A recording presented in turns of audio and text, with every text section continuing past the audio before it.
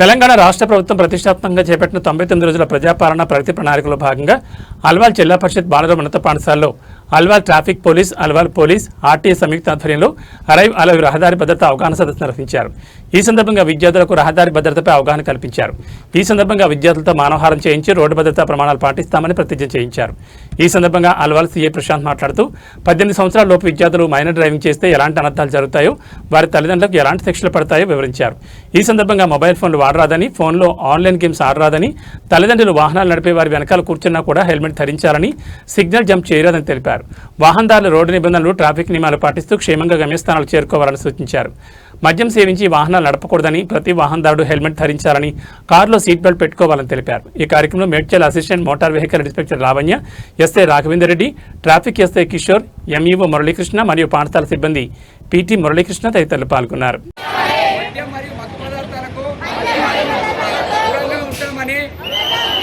Cellphone driving చేయబోమని, వాహన పాదచారులకు cycle తొక్కే వారికి ప్రాధాన్యత ఇస్తామని ప్రతిజ్ఞ చేస్తున్నాము. బాధ్యత, నిజాయితీ మరియు నిబద్ధతతో good, very good, very good. Okay, మీలో ఎంతమంది 2 వీలర్ డ్రైవ్ చేస్తున్నారు? జిల్లా ప్రజా ప్రణాళిక ప్రోగ్రాంలో భాగంగా ఇక్కడ ఉప్పల్లోని అల్వాల్లోని బాలుర ఉన్నత పాఠశాల గవర్నమెంట్ స్కూల్ కోసం వచ్చాము. మేము CI sir, police, traffic and RTA కంబైన్డ్గా ఒక ప్రోగ్రామ్ కండక్ట్ చేసాము. ఈ 9th క్లాస్ 10th క్లాస్ అయితే లేరు, 9th క్లాస్ వరకు అప్ టు 9th క్లాస్ పిల్లలందరికీ కూడా ట్రాఫిక్ అవేర్నెస్ అంటే డ్రైవింగ్ చేసేటప్పుడు రోడ్ మీద road signs, road safety awareness program ఒకటి కండక్ట్ చేసాము. ఎందుకంటే వీళ్ళే కదా నెక్స్ట్ ఇంకో 2-3 ఏళ్లలో వీళ్ళు కూడా స్టార్ట్ చేస్తారు కాబట్టి ఇప్పటి నుంచే వీళ్ళకి ట్రాఫిక్ అవేర్నెస్ తెలియాలని చెప్పి వీళ్ళకి ట్రాఫిక్ రూల్స్ చెప్పడము, తర్వాత దానివల్ల ఒకవేళ వీళ్ళు మైనర్ డ్రైవింగ్ చేస్తే జరిగే అనర్థాలు ఏంటి, వాళ్ళ పేరెంట్స్కి ఎలాంటి శిక్షలు ఉంటాయి.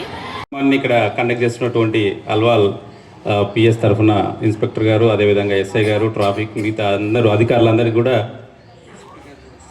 అందరికీ కూడా పేరు పైన ధన్యవాదాలు సార్.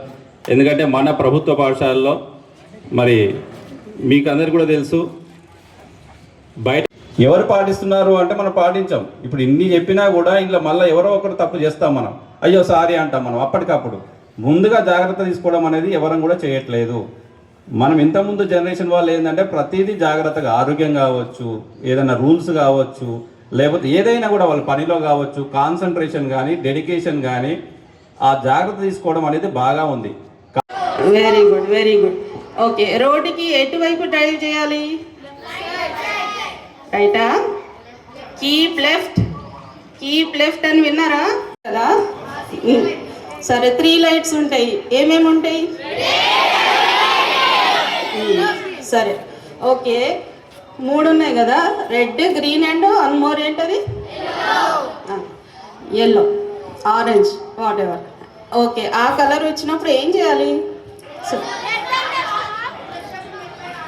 ఓకేనా?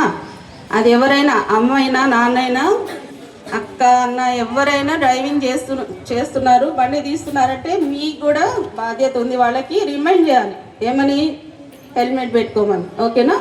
మరి 4 వీలర్లో వెళ్తే, కార్లో పోతే సీట్ బెల్ట్ పెట్టుకోమని చెప్పాలి. అర్థమైందా? ఇంకోటి, మీరు ఎవరు కూడా ఫ్రంట్ సీట్లో కూర్చోకూడదు కార్లో పోయేటప్పుడు. చిన్నపిల్లలు వచ్చేటప్పుడు హెల్మెట్ పెట్టుకోండి మమ్మీ, హెల్మెట్ పెట్టుకోండి డాడీ అని చెప్తున్నారా? ఎవరైనా చెప్తారా?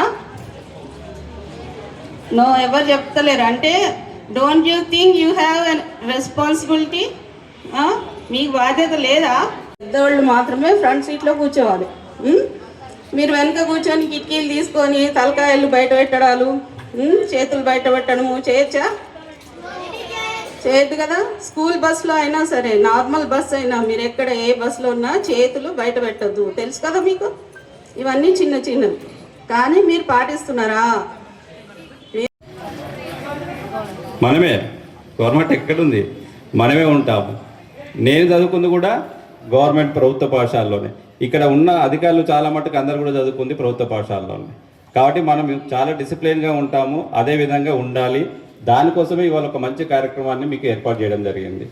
తర్వాత మనకి ఏమవుతుందంటే మీ జనరేషన్లో ఇప్పుడు మీరంతా కూడా జెడ్ జనరేషన్, కొంచెం హైటెక్ అయిపోయారు, కంప్యూటర్ యుగం అంటున్నారు, ఎన్లో కూడా కాన్సన్ట్రేషన్ ఉండట్లేదు. ప్రాబ్లం ఏం పేరు కానీ బ్రదర్ పేరు మీద కానీ ఎవరి పేరు మీద రిజిస్ట్రేషన్ అయి ఉంటే వెహికల్ వాళ్ళ మీద కూడా కేసులు రిజిస్టర్ అవుతాయి. కాబట్టి ఈసారి ఇందాక చెప్పినట్లు ఈ సార్ చెప్పినవి కూడా అందరికి ఎవరి అలాంటి ఇన్డిసిప్లైన్ అలాగే గాంజాలు సిగరెట్లు అలాంటివి లేవనుకుంటున్నాను. మీరు సార్ చెప్పినట్లు గవర్నమెంట్ స్కూల్ వాళ్ళు, మేము కూడా గవర్నమెంట్ స్కూల్లో ఇంటర్మీడియట్ డిగ్రీ వరకు కూడా గవర్నమెంట్ స్కూళ్ళలో చదువుకుని వచ్చిన వాళ్ళమే. గవర్నమెంట్ స్కూల్ అంటే ఇది చిన్న చూపు ఏం చూడకూడదు. ఎవరికైనా కానీ తెలివి అనేది ఎవరి సొత్తు కాదు, ఎవరు చదివితే వాళ్ళకు వస్తుంది. మీ దాంట్లో ఒక బ్రిలియంట్ స్టూడెంట్ ఉంటాడు, వాడు 2 సార్లు చదివితే వస్తుంది, దానికి మనం ఒక 4 సార్లు చదవాల్సి వస్తుంది. వాడికి వస్తున్నదని కాదు కదా.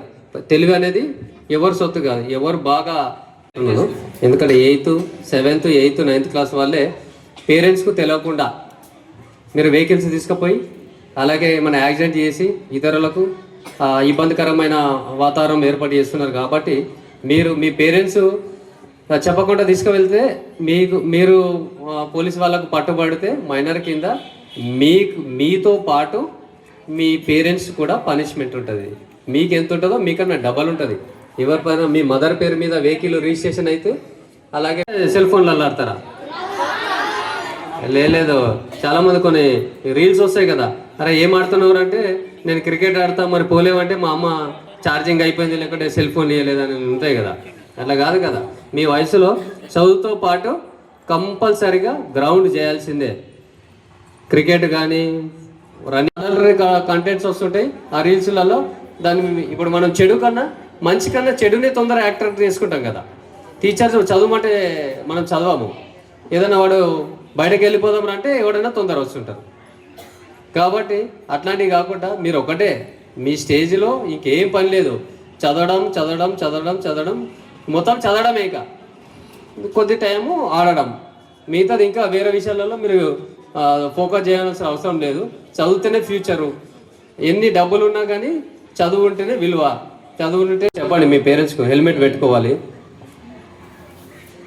కారు ఉంటే కారు సీట్ బెల్ట్ పెట్టుకోవాలి, తాగి డ్రైవింగ్ చేయకూడదు, ఓవర్ స్పీడ్ పోకూడదు, సందర్భం బట్టి ఓవర్ స్పీడ్ ఓవర్టేక్ కూడా చేయకూడదు. మీరు బుక్స్ వేసుకొని నడుచుకుంటూ పోతారు కదా, ఆ జిబ్రా క్రాసింగ్, ఆ క్రాసింగ్ ఉన్న దగ్గరనే చూసి సిగ్నల్ దగ్గరనే మూవ్మెంట్ చేయాలి. లేకుంటే ఎవరికి నష్టం అవుతుంది? ఏమవుతుంది? యాక్సిడెంట్ అవుతుంది. యాక్సిడెంట్ అయితే ఏమవుతుంది? కాలు చేతో ఏదో డ్యామేజ్ అవుతుంది. పొరపాటున తలకు తగిలితే కోమాలోకి వెళ్ళిపోవచ్చు, లేకుంటే ఇంకా కోమాల కన్నా పెద్ద ఇన్సిడెంట్ జరగవచ్చు. అది ఎవరికి లాసు? తల్లిదండ్రులకు లాసు, ఇక్కడ స్కూల్కి లాసు, దేశానికి కూడా లాసు. ఇప్పుడు మీరు మంచిగా చదివితే అబ్దుల్ కలాం కావచ్చు, పెద్ద పెద్ద సైంటిస్టులు కావచ్చు, దేశానికి సేవ చేస్తారు కదా. అలాంటి వాళ్ళు మీకు ఏదైనా జరిగితే మీ పేరెంట్స్తో పాటు హెల్మెట్లు, ఎలాంటి హెల్మెట్లు? క్యాప్ మోడల్ ఉంటాయి. ఈ రకంగా క్యాప్ మోడల్ హెల్మెట్లు పెట్టి దానికి క్లిప్ అనేటువంటిది పెట్టట్లేదు. నువ్వు కింద పడ్డప్పుడు ఏమవుతుంది? హెల్మెట్ ఎగిరి పక్కన పడ్డ. మూడోది ఏంటి అని అంటే, ఈ మధ్యలో జరిగినటువంటి ఇన్సిడెంట్లలో మానిటరింగ్ నోటీస్కి వచ్చింది ఏంటంటే ఐపీఎల్ బెట్టింగ్లకు పాల్పడుతున్నట్టు ఎక్కువ శాతం మంది. ఈవినింగ్ కాగానే టీవీలకు అతుక్కపోయి మొదటి ఈ దశలో మీరు ఎప్పుడైతే ఈ యొక్క జూదం కానీ ఈ యొక్క బెట్టింగ్లకు కానీ అలవాటు పడ్డట్లయితే అది మన యొక్క భవిష్యత్తును నాశనం చేస్తుంది. అందుకోసమని అలాంటి వాళ్ళపైన ఖచ్చితమైనటువంటి నిఘా పెడతాము. నాట్ ఓన్లీ ట్రాఫిక్ అరైవల్ ఇది ఒక్కటే కాకుండా ఇవన్నీ విషయాలు కూడా మీరు దృష్టిలో పెట్టుకొని మెదలాలని మరొక్కసారి నాకు ఈ అవకాశం ఇచ్చినటువంటి అధికారులందరూ కూడా, అలాగే శ్రద్ధగా విన్నందుకు విద్యార్థులందరూ కూడా కృతజ్ఞతలు. Thank you.